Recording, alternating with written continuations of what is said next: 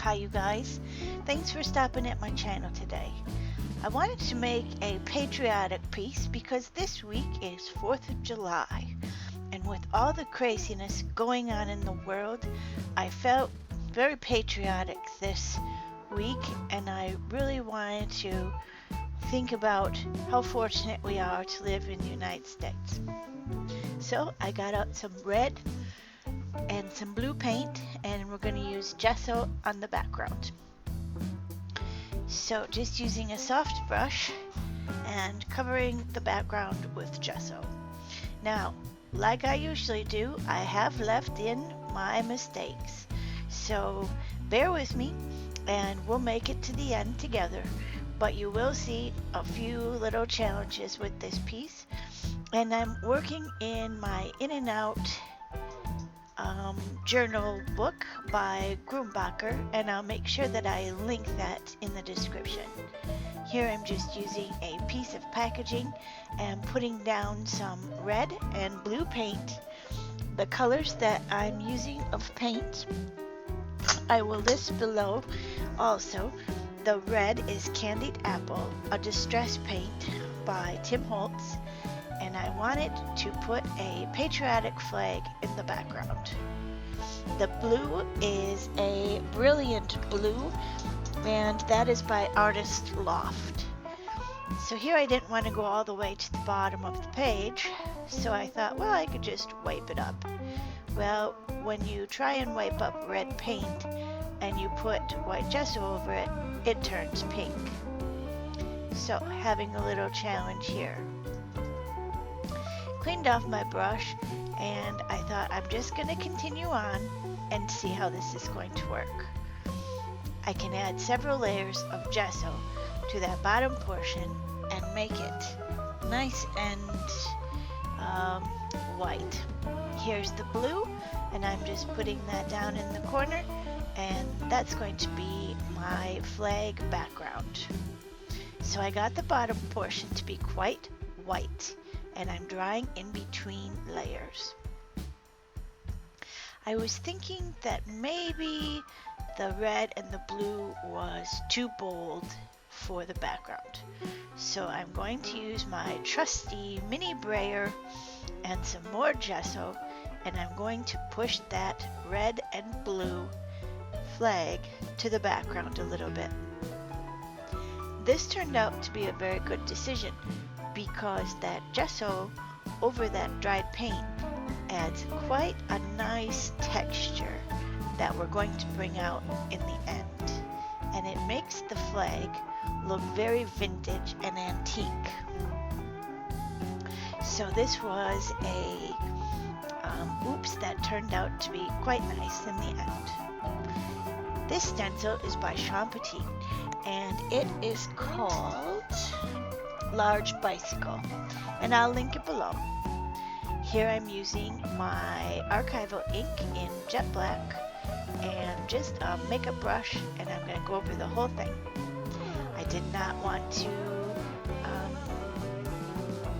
take off that stencil without having you watch. I think that is the most rewarding part about stenciling, is the reveal. So here I have a stencil with all types of stars on it, and I'm using some modeling paste by Stamperia and just a plastic palette knife. I'm going to put those stars over the blue paint, which is dry, and then I'm going to reveal a beautiful starred area. I turned it upside down so that I didn't smudge any of that black archival ink in the bottom. There, that turned out to be nice. And here I'm just going to scrape off a little bit of the stars that went on the red paint. Of course, we're going to need to give this a dry. I'm going to clean up my tools and I'll be back. So here I was like, okay, we have no stencil type area for the tires, so I just created a mask for the tires so that I could put the ground in underneath the bike. Just using a piece of copy paper here. And then I picked out a couple of shades of brown paint and my trusty sponge. And it's a natural sea sponge, I believe it is.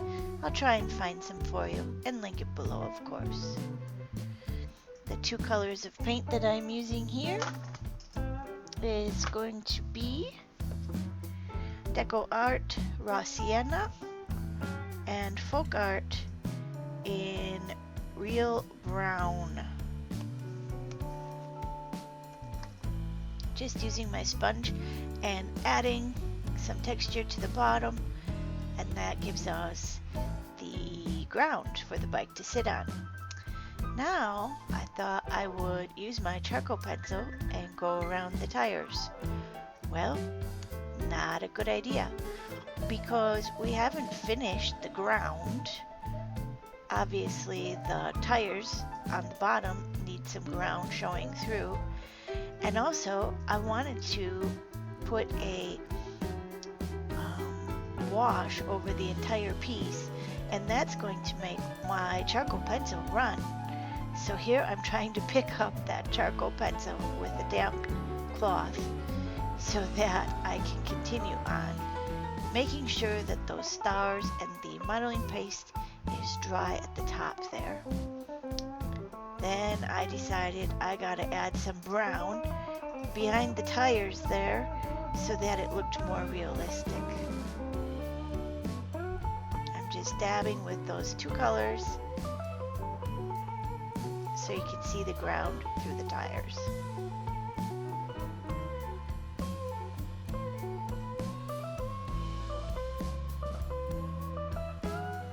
Then we're going to create a wash with burnt umber and water and go over the entire piece, and that gives it the nice vintage antique look.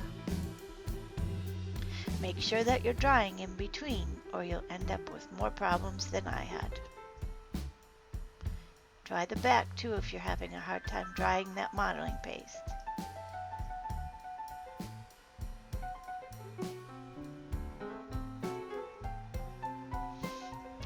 What are your plans for the 4th of July? I have Saturday, Sunday, and Monday off, and I don't have any real plans.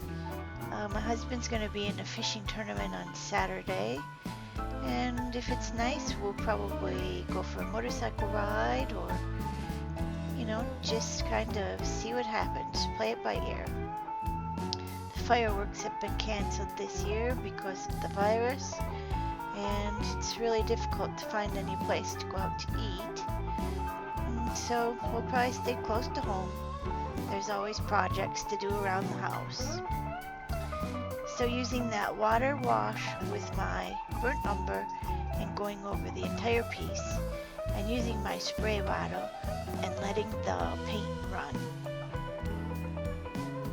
Now you can see that flag in the background has been muted quite a bit, and I really like how it got pushed to the back. Just keep going back and forth with your color and your paint until you have the background to how you like it. I like to let it run and drip, and I like to turn the piece and let the drips and runs go the other way. Sometimes it looks nice. I just really wanted it real vintagey and old antique.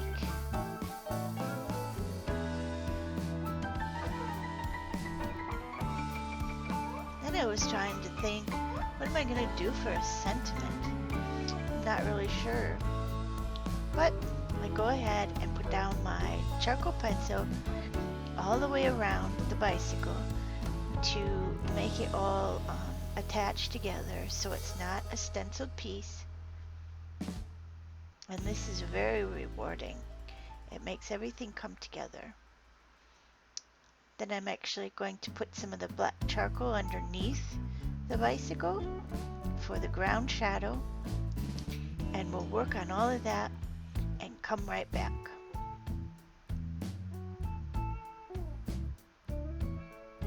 There's not a lot of products that I used in this piece, but in the end, I think it really turned out nice.